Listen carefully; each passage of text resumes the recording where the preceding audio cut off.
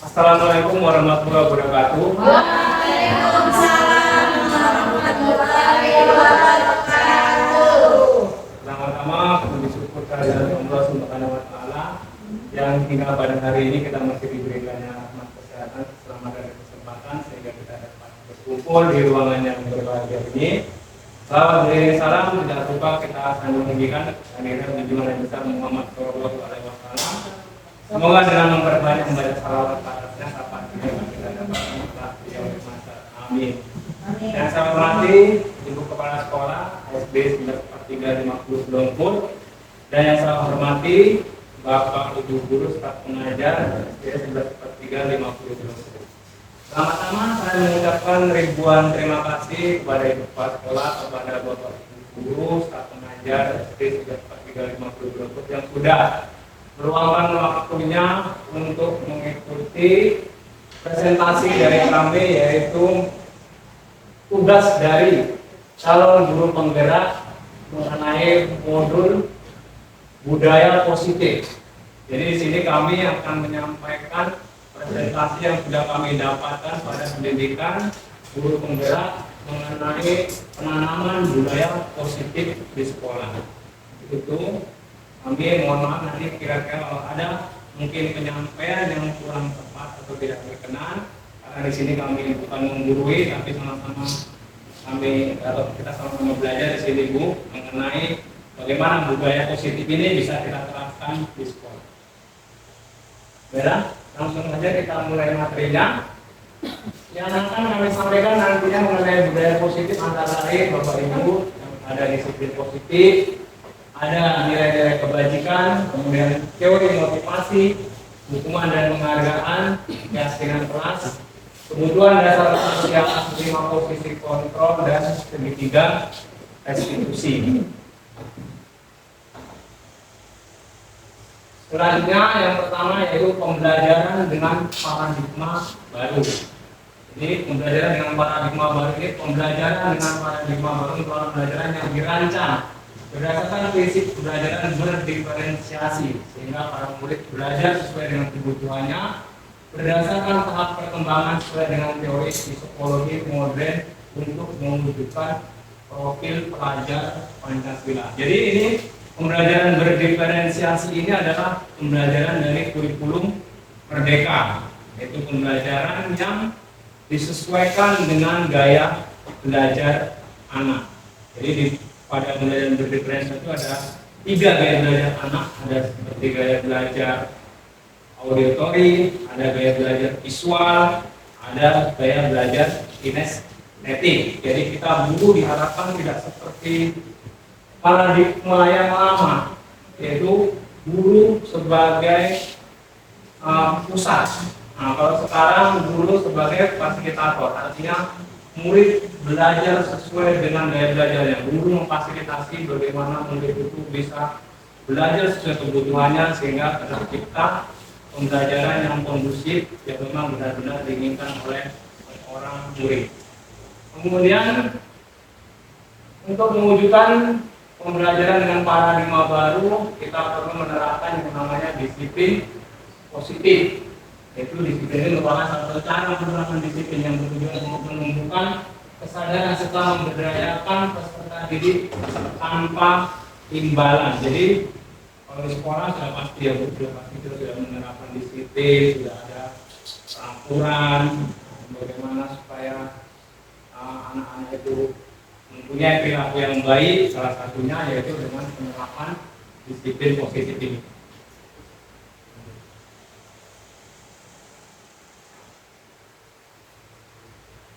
Nah, kemudian disiplin positif kalau yang sekarang yang dituntut harus memuat nilai-nilai kebajikan.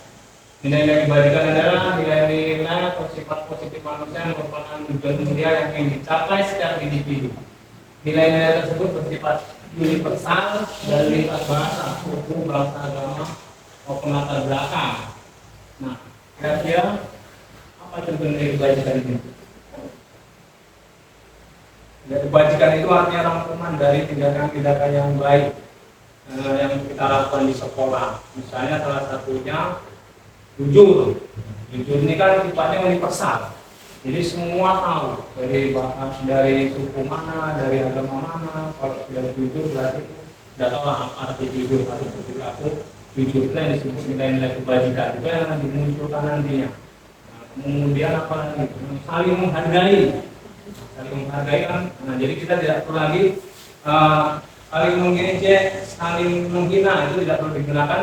Kita cukup mengambil nilai kebajikannya, yaitu saling menghargai. Bagaimana penerapannya, yaitu nanti di disiplin positif itu tadi yang dikatakan dengan nilai kebajikan, nilai yang umum yang diketahui oleh semua bangsa agama itu bisa mengartikannya dalam satu tujuan. Seperti jujur tadi kita pasti tahu kalau jujur itu berarti kita tidak boleh berbohong, tidak boleh berdusta, itulah yang dimaksud dengan nilai kebajikan.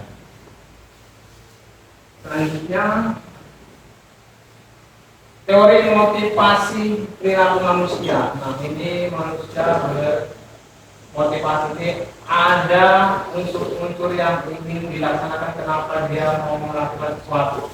Yaitu tadi motivasi sudah ada di depan ini, artinya ada dorongan atau seorang yang merangsang untuk melakukan tindakan-tindakan atau sesuatu yang menjadi dasar atau alasan seseorang untuk berperilaku mencapai tujuan tertentu. Jadi ada 3 motivasi manusia untuk melakukan tindakan tertentu. Yang pertama untuk menghindari ketidaknyamanan atau hukuman. Kemudian yang kedua untuk mendapatkan imbalan atau penghargaan dari orang lain. Yang ketiga untuk menjadi orang yang mereka inginkan dan menghargai diri sendiri dengan nilai yang dipercaya. Dari ketiga motivasi itu memang yang diharapkan adalah yang motivasi ketiga. Kalau misalnya kita melakukan sesuatu itu untuk menjadi orang yang kita inginkan, menghargai diri sendiri dengan nilai yang sudah kita percaya. Walaupun mungkin dalam penerapannya masih sangat sulit ya Bapak Ibu. Mungkin kita masih menggunakan motivasi yang pertama, mungkin yang kedua itu yang masih sering kita laksanakan di sekolah maupun di lingkungan masyarakat. Tapi setelah perlahan kalau bisa kita ubah supaya kita bisa melakukan motivasi yang ketiga, apalagi kalau bisa kita tanamkan motivasi yang ketiga ini kepada peserta didik. Jadi supaya mereka melakukan sesuatu itu memang benar-benar dari dalam dirinya, tanpa unsur hukuman, tanpa unsur harus mendapatkan reward ataupun imbalan.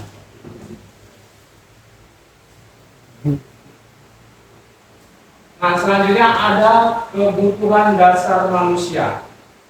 Kebutuhan dasar manusia adalah sesuatu yang kita lakukan untuk mendapatkan apa yang kita inginkan. Seluruh tindakan yang kita lakukan memiliki tujuan dan semua upaya yang kita lakukan agar kebutuhan dasar kita terpenuhi dengan baik.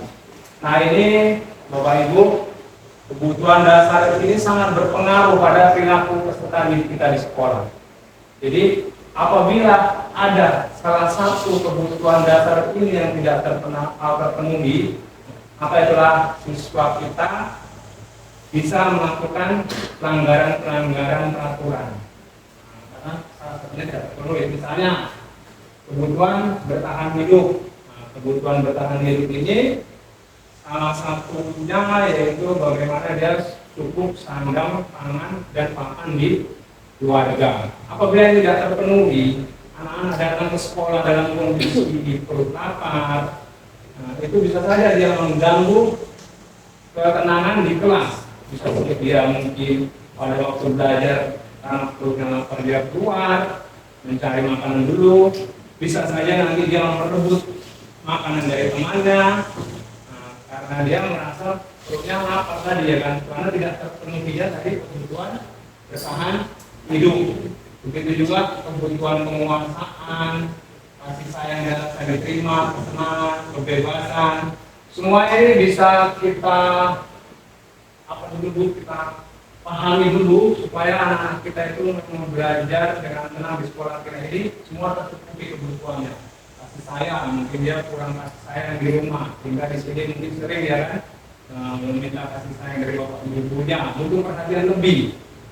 Kemudian penguasaan, anak-anak yang penguasaan ini anak-anak yang ingin diakui, dia ingin diakui hasil kerjanya.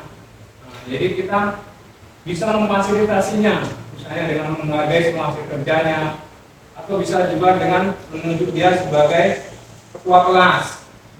Jadi di situ ada dia kebutuhan penguasaan dia itu terpenuhi. Kemudian ada lagi kebebasan. Nah, kebebasan ini kalau dikaitkan mungkin bisa ke pembelajaran berdiferensiasi tadi, Bu. Nah, tadi kan ada yang belajarnya visual, ada kinestetik, ada auditori. Jadi yang kita paksakan semua dengan metode ceramah, kita paksakan semua harus apa kemauan guru. Yang kita mengekan anak dengan kemauan guru supaya kebutuhannya ini bisa terpenuhi. Ini kita mengenai kebutuhan dasar manusia. Nah, untuk lebih lengkapnya ini ada tayangan video mengenai 5 kebutuhan dasar manusia. Lalu mari kita simak, Bapak Ibu, apa kebutuhan dasar manusia itu. Lanjut. Salam dan bahagia Ibu dan Bapak guru hebat. Untuk membangun budaya sekolah yang positif dengan lingkungan yang aman dan mendukung murid untuk menjadi pribadi yang berdaya, seimbang, dan bahagia, salah satu upaya yang dapat dilakukan oleh guru adalah memahami kebutuhan dasar yang mendasari perilaku murid. Pada video kali ini, kita akan membahas tentang 5 kebutuhan dasar manusia.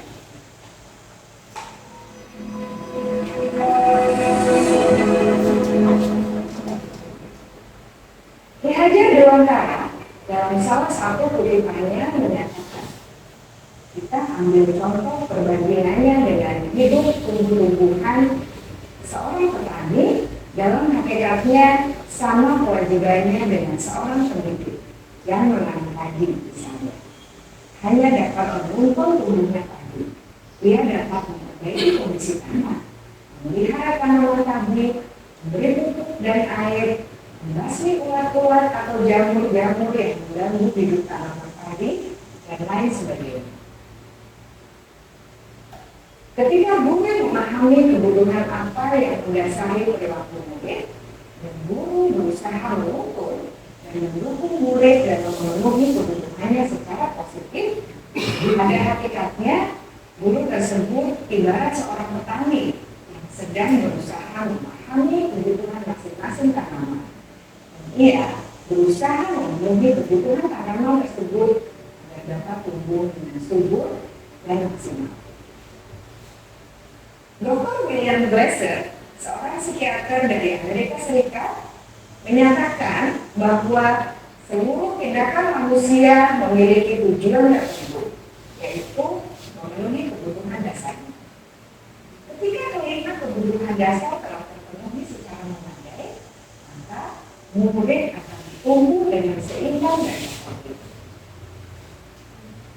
Sebaliknya, jika kebutuhan dasar tidak terpenuhi dengan baik, maka seseorang akan mengalami emosi negatif, bosan, sedih, dan kecewa. Bahkan mereka dapat melakukan perbuatan yang bertentangan dengan nilai-nilai kebaikan atau melanggar peraturan. Dengan kata lain, perilaku buruk seseorang biasanya adalah respons dari kebutuhan yang tidak terpenuhi. Namun, mereka tidak tahu cara untuk menyampaikan. Ada 5 kebutuhan dasar manusia menurut Dr. William Glasser, yaitu yang pertama, kebutuhan untuk bertahan hidup atau survival. Yang kedua, kebutuhan untuk merasa diterima atau love and belonging. Yang ketiga, kebutuhan akan kebebasan atau freedom. Yang keempat, kebutuhan akan kesenangan atau fun. Dan yang kelima, kebutuhan akan penguasaan atau power.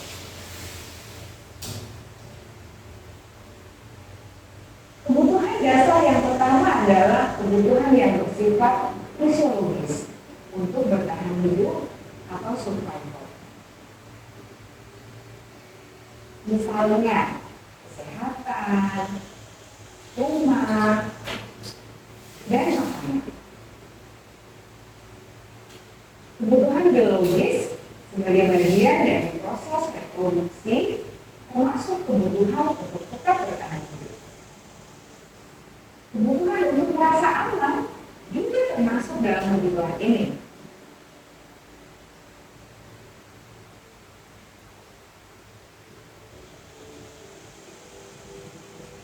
Agar murid dapat belajar dengan baik, jika mereka akan merasa aman, pangan, sandang, dan papan harus terpenuhi. Bagaimana mungkin mereka dapat belajar dengan baik bila mereka datang ke sekolah dan perut yang lapar atau bila rumah mereka kebanjiran?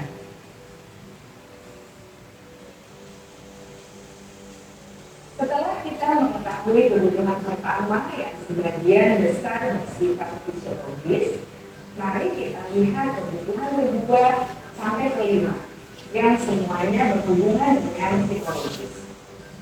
Mari kita lihat kebutuhan yang kedua, yaitu kebutuhan akan perasaan diterima oleh kelompok atau komunitasnya atau kebutuhan love and belonging.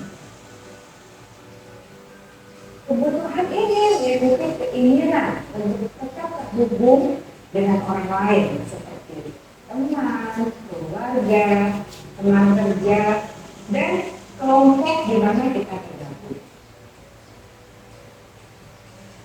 Setiap murid ingin menjadi bagian yang berharga dari kelas dan juga sekolah.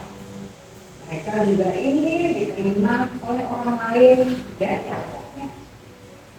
Bahkan murid yang terlihat paling cuek, jauh di dasar hatinya pasti ingin merasa diterima. Sebagai guru, seharusnya kita dapat menerima murid kita apa adanya, sesuai dengan programnya. Karena setiap murid adalah unik, mereka memiliki kekuatannya masing-masing, sehingga guru seharusnya bisa menciptakan kesempatan untuk murid berkolaborasi dan memiliki ikatan emosi satu sama lain. Murid-murid yang memiliki kebutuhan yang besar untuk merasa diterima, biasanya mereka belajar karena suka pada gurunya. Mereka juga suka bekerja dalam kelompok. Kebutuhan yang ketiga adalah kebutuhan akan kebebasan atau kebutuhan membuat pilihan. Murid harus diberi kesempatan untuk membuat pilihan dan bertanggung jawab atas pilihan yang mereka telah pilih. Beri mereka kebebasan bukan berarti membiarkan mereka melakukan apa saja yang mereka mau, melainkan lebih memberi mereka kesempatan untuk membuat pilihan, menyuarakan pendapat mereka dengan percaya diri, dan memberi mereka kesempatan untuk mencoba hal-hal yang baru. Pembelajaran dengan metode yang beragam dan menarik juga akan memenuhi kebutuhan murid tentang kebebasan ini. Pembelajaran berdiferensiasi, di mana guru menyediakan beberapa jenis tugas yang bisa dipilih oleh murid sesuai dengan mereka, sangat baik untuk mengembangkan murid menjadi lebih mandiri dan memiliki motivasi internal.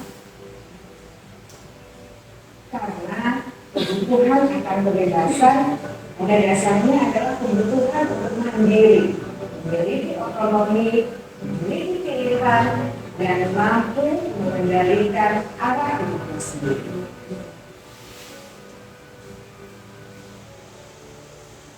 Kebutuhan yang keempat adalah kebutuhan akan kesenangan. Bayangkan Bapak Ibu, hidup tanpa rasa senang. Betapa menyedihkannya. Dosen menghubungkan kebutuhan akan kesenangan dengan belajar. Jangan sepelekan kebutuhan murid untuk merasa senang di kelas. Sebagai guru, jangan ragu-ragu untuk dengan sengaja memasukkan kegiatan yang menyenangkan dalam kelas. Murid-murid dengan kebutuhan dasar kesenangan yang tinggi ingin menikmati apa yang mereka lakukan. Mereka juga konsentrasi tinggi saat mengerjakan hal-hal yang disikapi.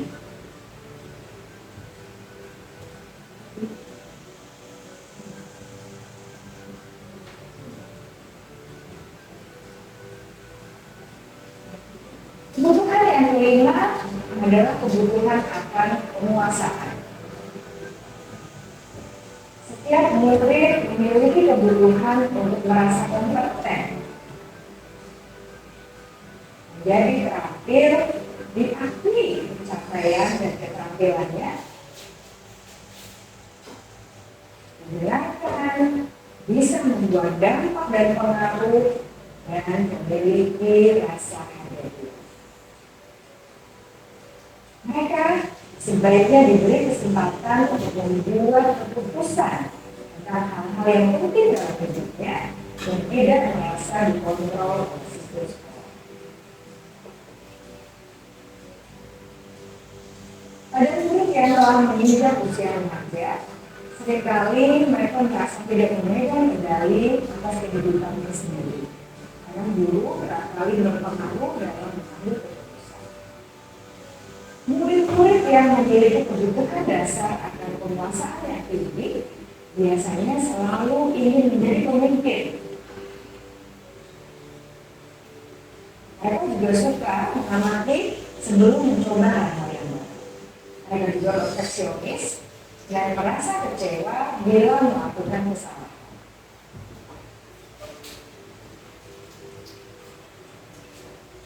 Ibu dan bapak guru sangatlah penting bagi kita untuk mengetahui kebutuhan dasar murid-murid agar kita memahami alasan di balik sikap dan tingkah mereka. Bila murid berperilaku buruk atau melanggar peraturan sehingga tindakannya tidak sesuai dengan kewajiban pendidikan, maka guru harus mencari tahu alasan yang mendasari tindakan tersebut dan kebutuhan apa yang belum terpenuhi. Melalui percakapan dengan guru dalam pendekatan disiplin positif, murid dapat diajak untuk bersikap efektif dalam mengenali kebutuhan-kebutuhan yang berusaha mereka penuhi dan mendasari tindakan mereka. Jika guru mengabaikan perilaku buruk murid, maka perilaku tersebut akan berpengaruh pada suasana kelas yang kurang kondusif dan akan berpengaruh pada tujuan dari pendidikan itu sendiri. Ibu bapak guru hebat, mari kita menjadi guru yang lebih baik dengan memahami kebutuhan dasar murid-murid kita dan senantiasa memimpin mereka untuk menjadi pribadi yang berdaya, seimbang, dan bahagia. Salam dan bahagia, ibu dan bapak guru hebat.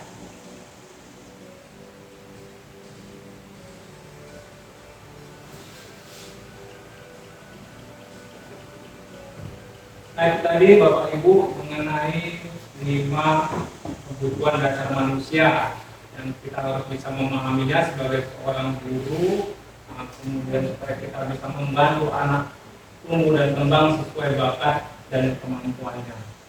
Kemudian setelah kita mengetahui 5 kebutuhan dasar dari manusia, kita juga harus tahu Bapak Ibu yaitu mengenai 5 posisi kontrol yang bisa kita laksanakan di sekolah kita ini.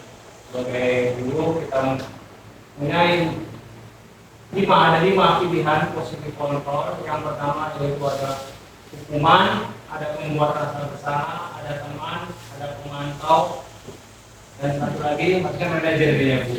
Di sana di sini ada temannya 2. Oke. Jadi hukuman itu biasanya kita sifatnya menghukum anak ini tidak direncanakan. Tidak direncanakan artinya anak begitu ada anak yang melakukan penyimpangan kita langsung spontan. Bisa saja anak itu disuruh berdiri di depan kelas, ada juga bisa anak itu disuruh berlari mengelilingi lapangan. Nah itu disebut hukuman.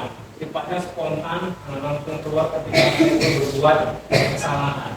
Kemudian membuat rasa bersalah. Membuat rasa bersalah ini itu biasa kalimat yang diutarakan berapa kali Pak Guru harus memberitahu kamu, Bapak kecewa sama kamu. Jadi seolah-olah tindakan anak itu benar-benar salah, benar-benar salah dia melakukan itu dan tidak bisa diperbaiki kesalahannya itu. dan disebut dengan pembuat usaha. Kemudian ada posisi kontrol teman. Biasanya kata-katanya, ayolah buat bapak bangga. Sepertinya ini menarik ya Bu, Bapak Ibu. Anak-anak tuh seolah-olah senang dengan kita buat posisinya sebagai teman. Tapi ada tindakan yang sangat apa di sini yang sangat merugikan, yaitu anak hanya akan patuh kepada guru-guru tertentu saja yang menerapkan posisi sebagai teman.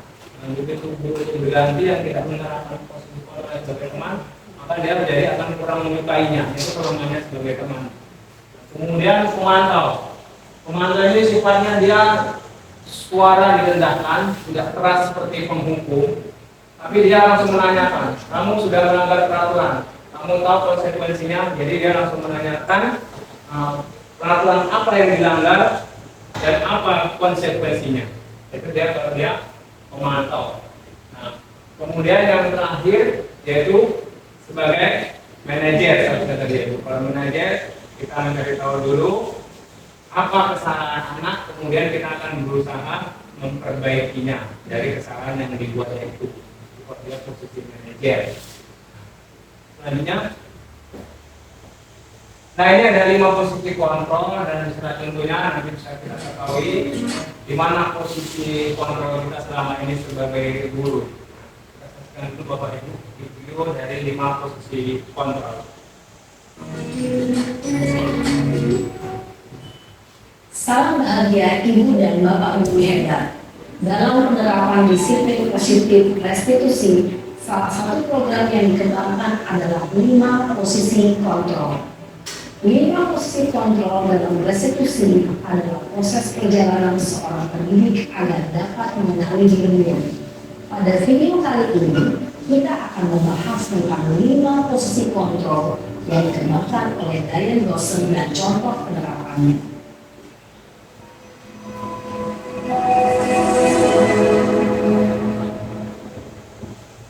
5 posisi kontrol itu adalah 1. Posisi penghukum, 2. Posisi pembuat merasa bersalah, 3. Posisi teman, 4. Posisi pemantau atau monitor, dan 5. Posisi manajer. Untuk lebih memahami kelima posisi tersebut, mari kita saksikan kasus Naren yang terlambat hadir 20 menit di sekolah dan melihat bagaimana kelima posisi kontrol dalam menghadapi masalah tersebut.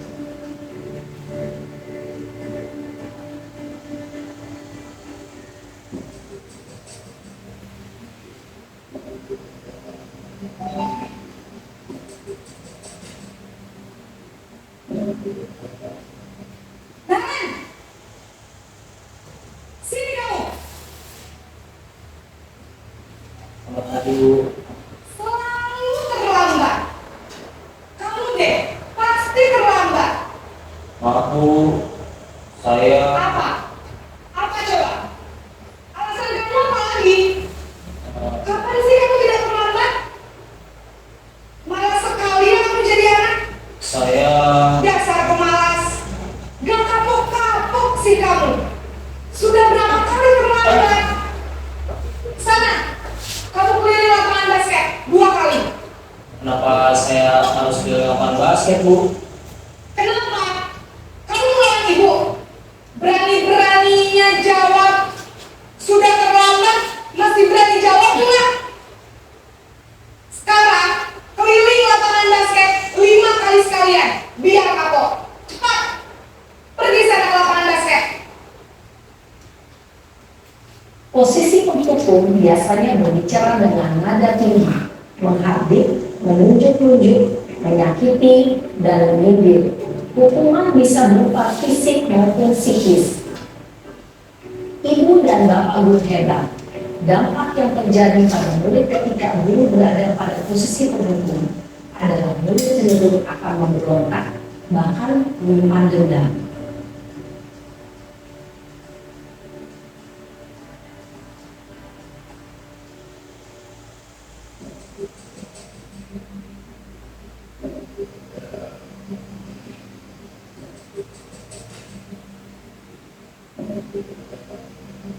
Naren,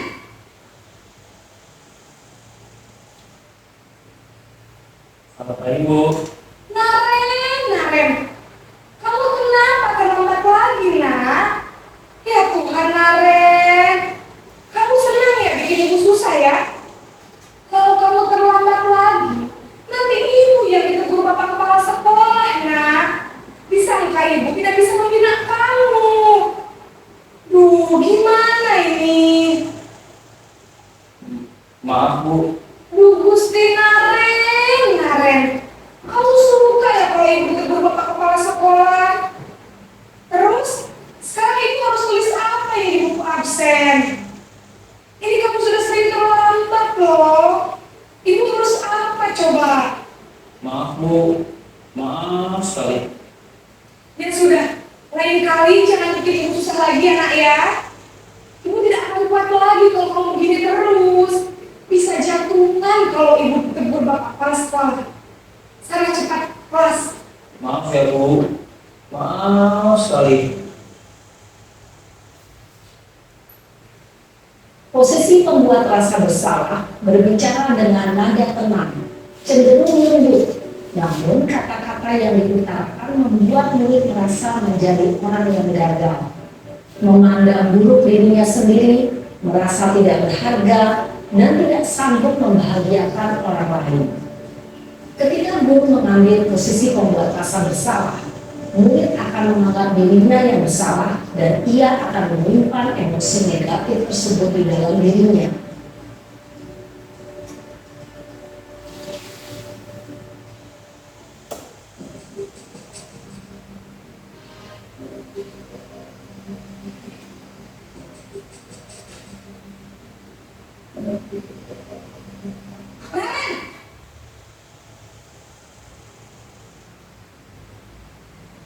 Selamat pagi Bu. Wah, sudah jam berapa ini, nak? Terlambat lagi ya saya. Iya Bu. Habis ibu saya rumah makan saya Bu. Kamu malah menyalahkan ibu kamu. Kamu bukannya anak yang larinya paling kencang. Kok terlambat sih? Iya Bu. Saya memang terlambat bangun tadi. Jadi biarpun saya lari kencang, tetap gak kekejar Bu. Ya sudah sana. Nanti lain kali larinya lebih kencang lagi ya. Biar gak terlambat lagi. Bikin seneng ibu. Demi ibu. Bisa kan? Bisa lah Bu. Ya sudah sana masuk kelas. Ibu beresin urusan absen kamu. Kamu ini ada les saja. Dalam posisi teman, guru berbicara dengan nada suara ramah, akrab, cenderung bersenda gurau untuk menjaga suasana tetap santai. Murid akan merasa senang, aman, dan akrab dengan guru. Identitas yang tercipta adalah identitas sukses atau berhasil. Namun, ilmu ingat, karena ini masih dorongan eksternal, maka ada faktor ketergantungan dari murid kepada orang tertentu. Di sini guru absennya, sehingga di lain waktu murid bisa berperilaku baik, namun hanya pada orang-orang tertentu saja.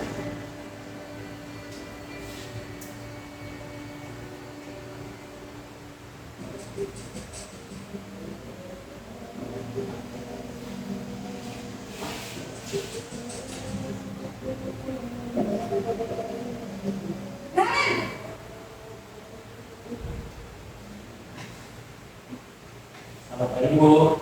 Naren, apa peraturan sekolah kita tentang jam berapa kita harus masuk sekolah, nak?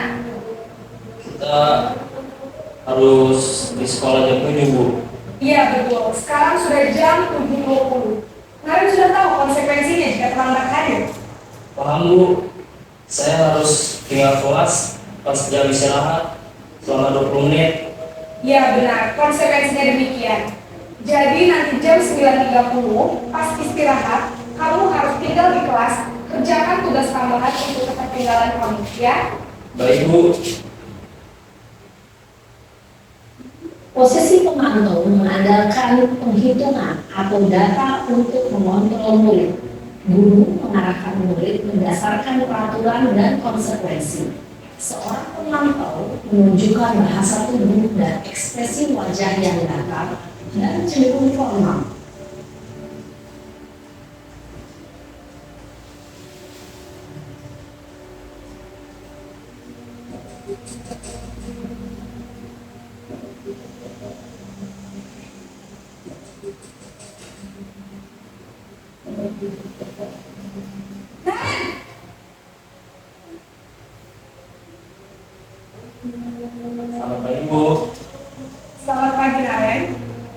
Maaf Bu, saya terlambat.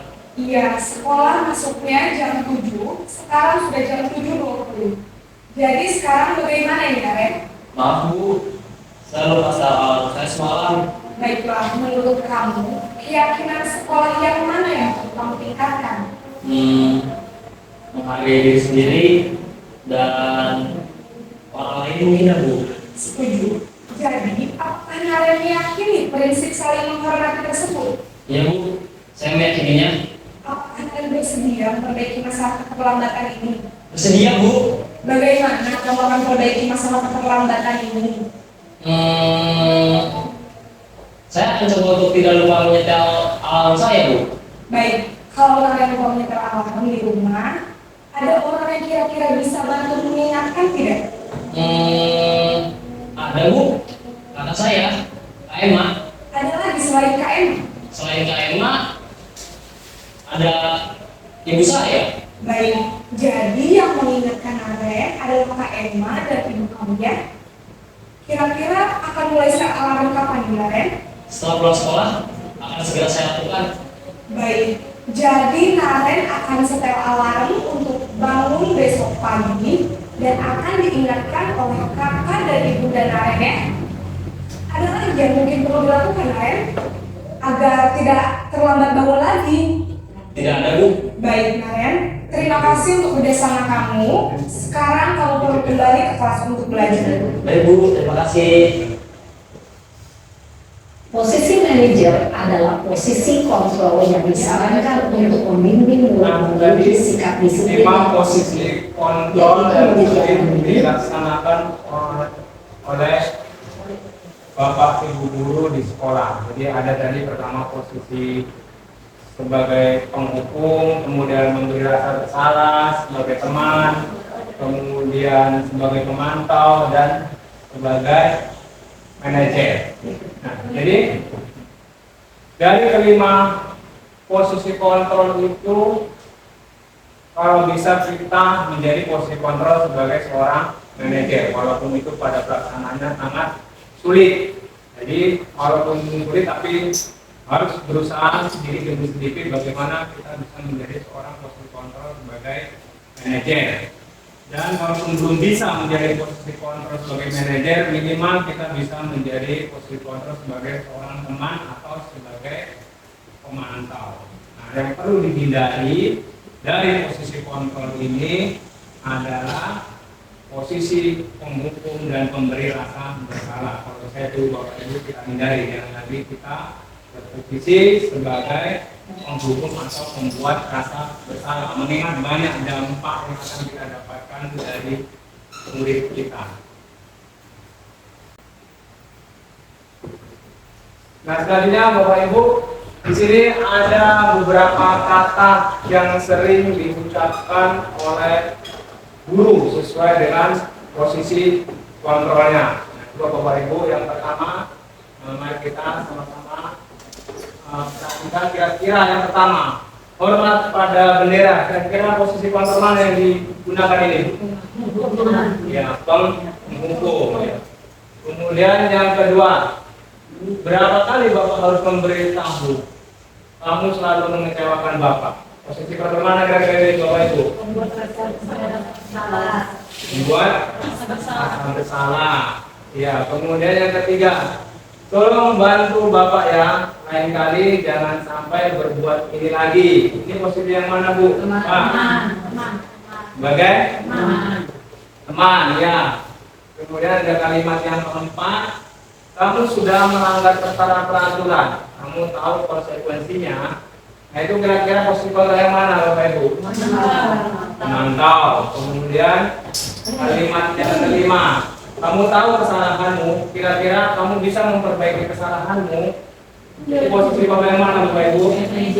Ya, manajer. Itulah kata-kata yang sering diucapkan oleh guru dari kelima posisi kontrol. Selanjutnya, keyakinan kelas, ya, budaya positif yang selanjutnya akan kami sampaikan yaitu mengenai keyakinan kelas. Mengapa keyakinan kelas? Nah, selama ini kita sudah memiliki yang namanya peraturan peraturan kelas.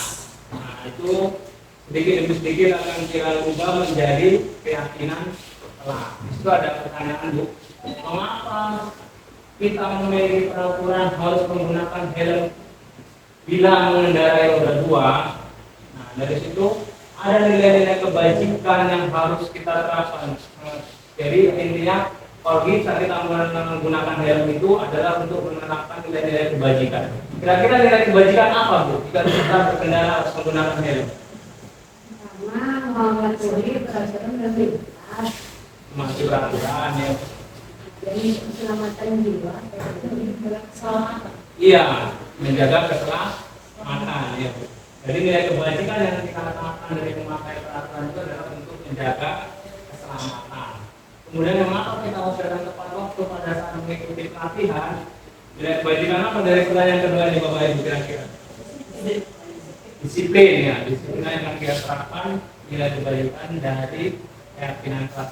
Kemudian cara membuat keyakinan kelas. Nah, membuat keyakinan kelas, di sini ada beberapa yang kita rasakan. Bu, yang pertama, keyakinan itu kelas itu pernyataannya harus universal. Universal tadi artinya luas. Luas bisa dimengerti oleh semua orang, tidak dia memperdulikan dari suku apa, dari agama apa.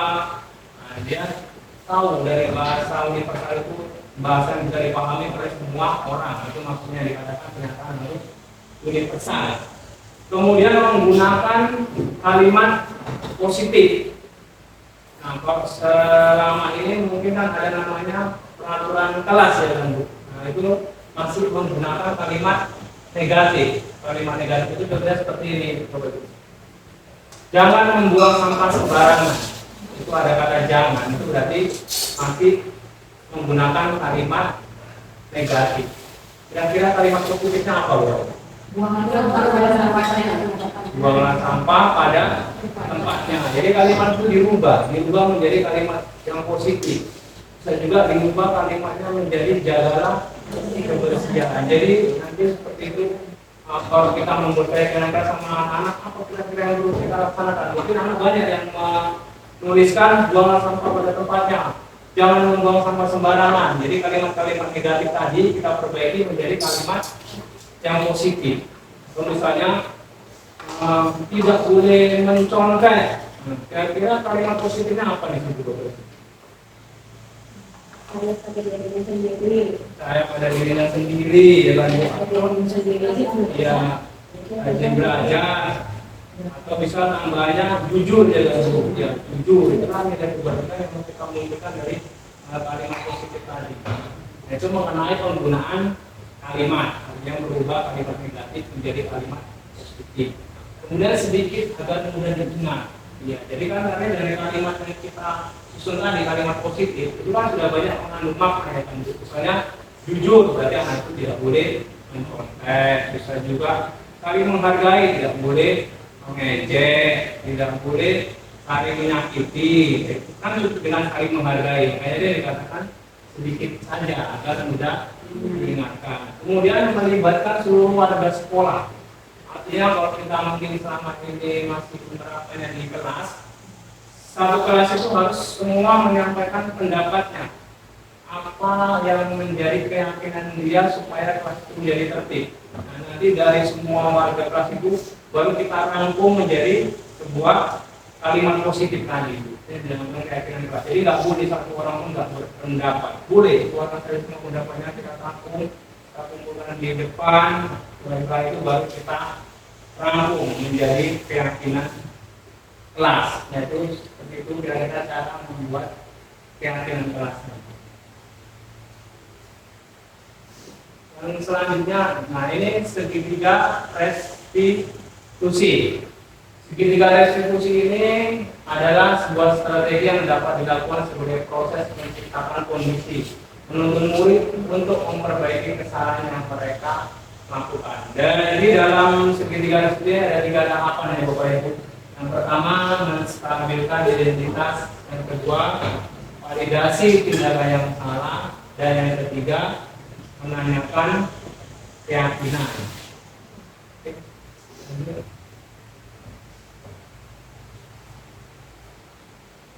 Nah, Ibu, dari ketiga tahapan segitiga restitusi tadi, ada di situ namanya menstabilkan identitas. Di situ kalau ada anak-anak kita yang berbuat salah, pertama kali yang kita lakukan adalah menstabilkan identitas. Kita tidak boleh langsung menyalahkannya, nah, tapi kita harus menyampaikan beberapa kata yang bisa diucapkan di situ, Bu, yaitu bahwa berbuat salah tidak apa-apa. Nah, atau lagi bisa ditambahkan kalimat kita itu, tidak ada manusia yang sempurna.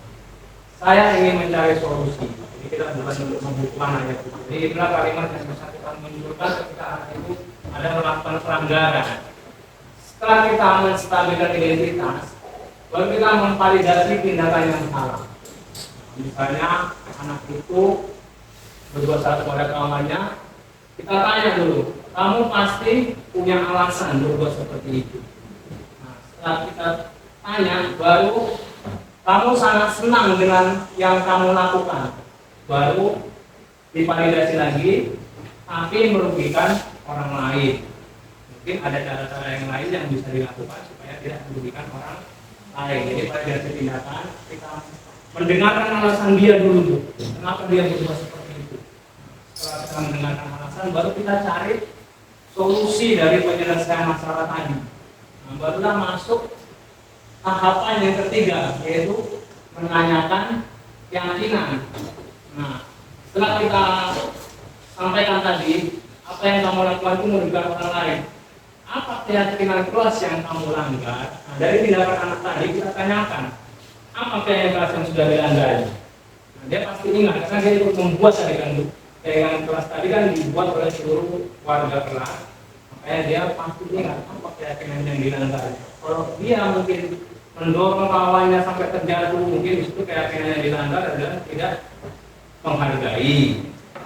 Atau mungkin kalau dia tiap hari mencontek sampai kawannya yang dicontek itu marah, jadi disitu keyakinan kelas yang dilanggar jujur tadi ya kan Bapak Ibu. Nah, jadi dari situ kita mengembalikan anak itu supaya kembali berbuat baik sesuai dengan apa yang sudah mereka yakini, yang supaya mereka yakini secara bersama-sama. Nah, itulah gunanya segitiga restitusi tadi. Jadi kita langsung menghukum apa kesalahan anak, tapi kita sudah mencari kenapa panggil. Nah, ini adalah sedikit tayangan kami dalam melaksanakan proses segitiga restitusi kepada anak-anak. Kenapa? Oke, itu berangkat sekolah jam berapa? Sekolah kita jam berapa? Nah, berarti kamu terlambat. Terlambat ini perbuatan baik atau tidak? Tidak. Ya, terlambat ke sekolah adalah tindakan yang tidak baik. Setiap orang pasti yang pernah berbuat kesalahan, termasuk Bapak. Bapak tidak pernah terlambat, tapi Bapak tidak mau mencari siapa yang salah. Bapak mau mencari solusi bersama bagaimana agar kamu tidak terlambat lagi. Menurut kamu bagaimana? Kenapa terlambat? Coba jelas sama Bapak. Saya tidur terlalu lama, Pak. Emang belum jam berapa? Jam 10, Pak. Jam 10. Ngapain sampai tertidur jam 10? Main HP, Pak. Main HP, oke. Karena kamu main HP, tidurnya memang lama, jadi bangun kesiangan. Masih ingat nggak dengan keyakinan kelas yang kita buat? Apa itu? Disiplin. Menurutmu disiplin itu penting atau tidak? Penting, Pak. Karena membantu saya datang ke sekolah tepat waktu dan bisa menghargai waktu. Nah, sekarang apa yang kamu lakukan agar tidak terlambat? Tidur cepat dan memasang alarm. Oke, jadi nanti kalau sebelum tidur pasang alarm, kalau bisa dibuat sebelum sholat subuh, jadi biar sekali bisa. Apa mulainya? Besok pagi, Pak. Oke, besok pagi.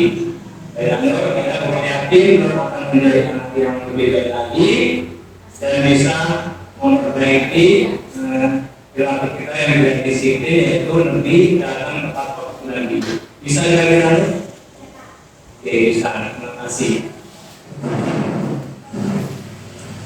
Kevin, tadi Bapak dengar ada yang kota, katanya kamu berkenal dengan Kevin ya? Ya, Pak. Ada sesuatu. Kenapa kesan? Jadi sesuatu itu mencapai kesadaran saya, maka tidak akan Oh, gitu. Wajar memakai kesal. Jika Bapak ada di posisi kamu, Bapak juga akan berbuat hal yang sama. Terus, apa yang kamu melakukan sehari ini? Saya kadang-kadang menjelaskan dan sehari saya menjelaskan. Oh, kamu seperti itu pasti ada alasan. Ya Pak, soalnya saya sudah berusaha saya mengerjakan cepat, sedangkan saya tidak mau berusaha sendiri. Dan ini kebanyakan. Makanya kamu ada tugas-tugasmu tidak kena dicontek. Bapak sangat menghargai kamu yang lebih buruk daripada itu. Saya sampai mengumpulkan itu. Sekarang kita pikirkan, tidak kamu mana sampai menurut tadi. Apakah sudah dengan keyakinan kelas? Tidak. Menurut kamu kira-kira apa yang sudah bilang? Saya menghargai dan bermaksud berteman. Ya, menurut kamu saling menghargai dan berteman penting atau tidak? Baik, kalau menurut kamu penting, jadi kira-kira apa yang kamu lakukan pada saat kamu? Saya bersabar. Kamu bersedia memperbaiki masalah ini? Apa yang akan kamu lakukan untuk memperbaiki masalah ini? Saya harus bersabar dan bersabar saya. Kalau ada dua yang mengingatkan, saya akan melakukannya dengan Ya, tepat sekali tindakan kamu. Oke, semangat baik-baik, sekarang boleh kembali ke kelas.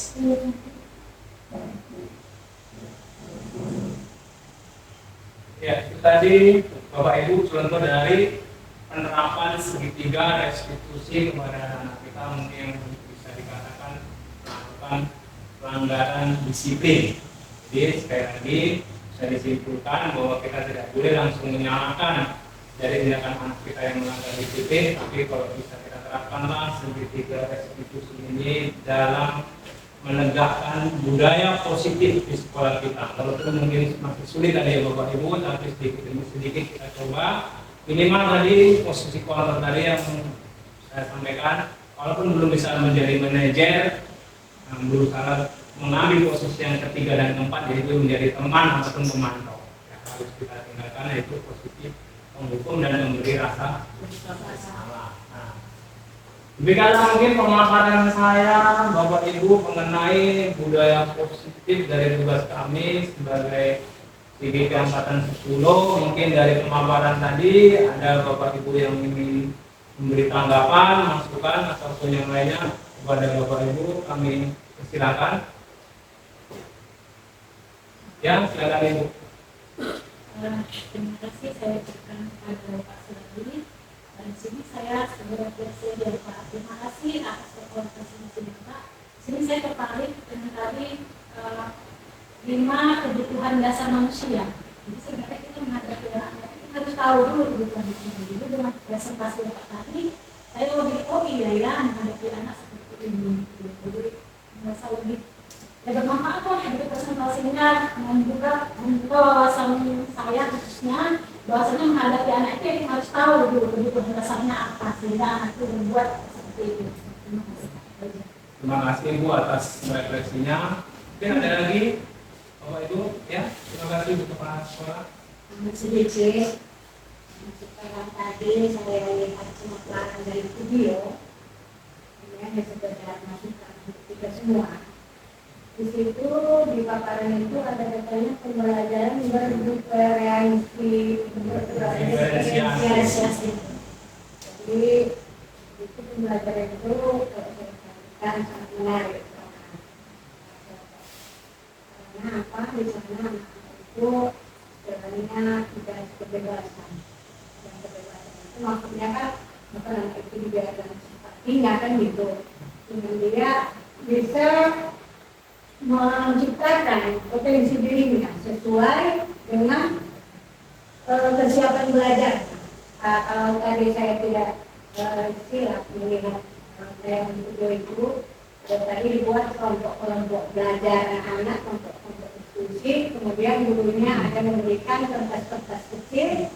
Nah, jadi kalau dari saya, pemasukan dari saya untuk guru semua dan hanya karena untuk CGP saja ini dibuat, tapi saran saya untuk meningkatkan mutu sekolah kita, kita buatlah itu di kelas kita masing-masing.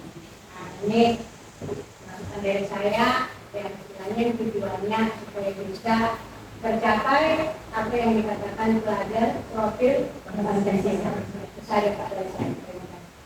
Terima kasih baik kepala sekolah sudah memberikan tanggapannya, yaitu mengenai penerapan pembelajaran berdiferensiasi tadi ya, yang mudah-mudahan itu bisa kami laksanakan, apalagi nanti ke depannya ini ada materi kami di modul 2 itu memang materinya pembelajaran berdiferensiasi. Semoga nanti apa yang kami dapatkan bisa kami sampaikan kepada rekan-rekan sejawat sehingga bisa pembelajaran berdiferensiasi itu terlaksana dengan baik di sekolah kita. Baiklah, saudara, mungkin presentasi saya mengenai pemaparan budaya positif sampai di sini dulu. Pertama kami mengucapkan terima kasih kepada kepala sekolah